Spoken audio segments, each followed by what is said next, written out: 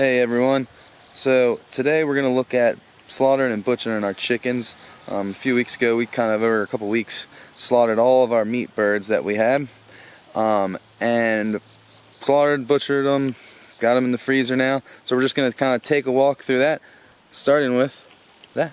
And this was our trampoline coop that we made, kind of chicken tractor, and we moved it around the yard. So originally we made it for egg laying, and we had them across the road in the field out there, but we weren't cutting the grass and we didn't have a plan for the hay yet, and that kind of all come around. But we lost them because it was just surrounded by really tall hay, and it gave our predators a perfect approach to them. So we decided to move it over here, but when we moved them over here, it was a lot safer, shorter grass, no real cover for predators. The only thing we had to worry about was the hawks. Got one early on, but once they got bigger, the hawks started leaving them away, and we tried to scare them away as best we could. But it definitely worked out really well. So yeah, let's get to butchering these guys. Alright, so we have started butchering chickens and slaughtering a whole 9 yards. We didn't get the camera out yet. But over here we have our killing cone. That works out pretty good instead of them stainless steel cones that are like 50 bucks a pop or whatever. And also we found out that like oil jugs work out really good, like the canola oil, peanut oil, whatever you get from the store. Those jugs work out good. Just cut around the cap and then cut the whole bottom out. And there we are, plucking away. We've got hired help today.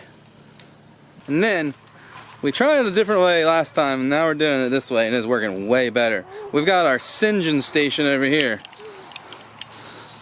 Mom and a little one are manning the singeing station. We just get the fire going, and then just pass them over the fire and singe the little, the hairs left on them. And that's working out really well. I like this method, and we'll keep doing this method probably. For the water, we use a 5-gallon bucket. That works out pretty well, and we just keep putting feathers I bring back from. We just keep filling the bucket with more hot water. We've just been bringing it out of the kitchen and the tea kettle and whatever. But we're gonna change one thing out, because we were just taking like a tea kettle and heating it up inside, bringing it out, and continuously adding to the scalding water to keep it at a temperature. So now we got a kettle or the fire going underneath. We just need to get it up to temperature, and then play with the fire and figure out about where we need to have the fire to keep the temperature relatively stable. I think this will work out a lot better and be a little easier than what we had previously, and I kind of like it. A lot of people come out and they get their propane stoves and stuff, but we don't have one. They're $100 some odd, and quite honestly, A, we don't need to spend all that money, and B, this is kind of cool. I like the kettle. This is fun. This is different. It's old style. It's this quote unquote homesteading thing can be quite easy if you go out and buy every minor convenience and all your chicken coops from Tractor Supply and never have to worry about a thing. But I like a little bit of the challenge of doing some of this stuff, and this kind of provides a nice fun challenge, and just it's just different. It's the old way. It's fun.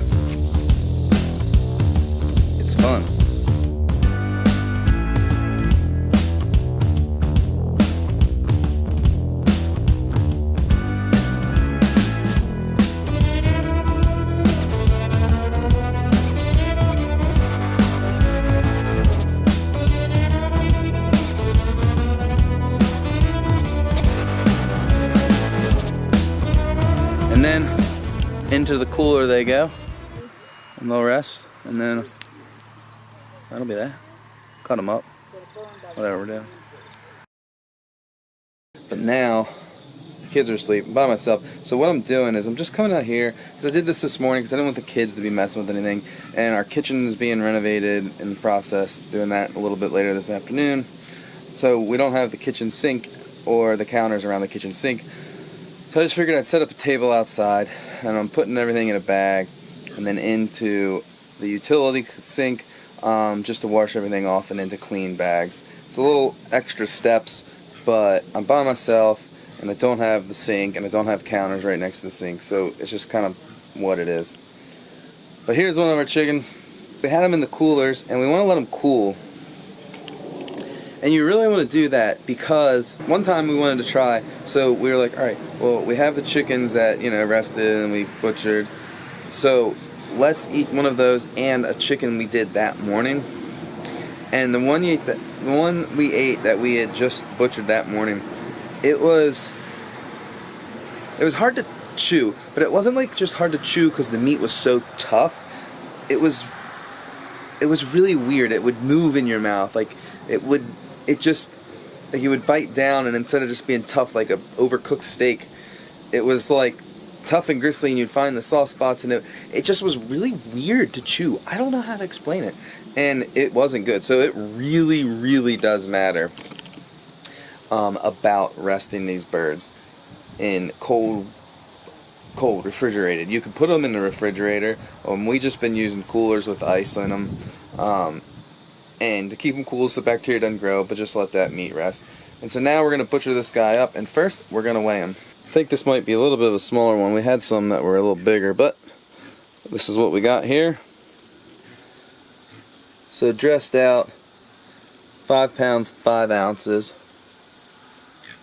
a little shy of 5.5. Now we're going to go ahead and cut them up. So before we cut them up, because what we're really doing is just trying to show you guys kind of what we do, because I like watching some of y'all's videos, other people's videos. What are you really doing? Not just what's the best way, what's the butcher way, what's the, you know, what are you families doing out here on small farms? How can you make things work? You know, and one of the things that I like that we did was the kettle. You know, because we don't have $300 some to go get one of them plucking machines. And we've seen some other ways you guys kind of make it work. You know, I've seen drills with the plucker fingers on them that people get started with, and, you know, whatever. So we're just kind of showing you what we do. Now, if you want to really learn how to butcher things up, that's not what this video is. There's a channel that I will put a link in the description to. I love the Bearded Butchers. They are butchers, like legit. They own a butcher shop. They're brothers, and that's what they do. They can show you how to cut every cut. I mean, I will watch their videos whenever I'm preparing to do anything, and then just for the fun of it sometimes to learn. Great videos to learn how to butcher. That is not what this video is. On that note, I will share what knife I use. It's the knife that the Bearded Butchers recommended, because I didn't know. So I was watching those videos and I'm like, oh hey, that's an affordable knife and they're recommending it, so let's get that. And it's this. It is this Victorinox. Really good knife. It was only, I think, like $30. But yeah, I'll put a link to that actually as well on Amazon if you guys are looking for a good boner knife. It's a little flexible, but it's not like super flexible. I really like it. It's easy to control. It's really lightweight. It's really sharp, and if you keep it sharp, get a good whetstone, you know, get the honing rod and whatever. Keep your knife sharp. It helps. I had mine so sharp I sliced my finger this morning. But yeah, that's enough rambling. Let's get to it. We'll get them cut, cleaned, and into the freezer.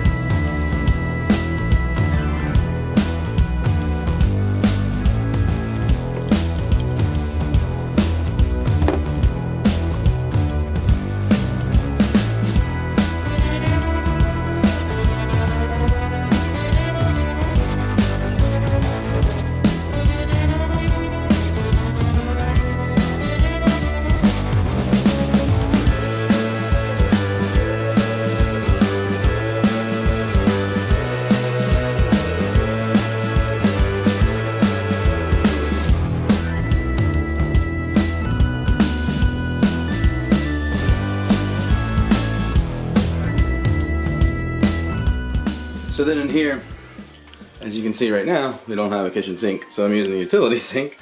A little different here, but I'm just going to take the chicken I cut off.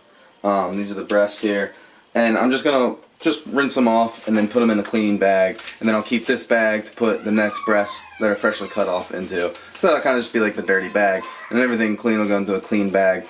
Normally I would have someone rinsing, or I'd be rinsing if I was at the sink, but that's just not the case today, so we're doing it a little bit of a roundabout way.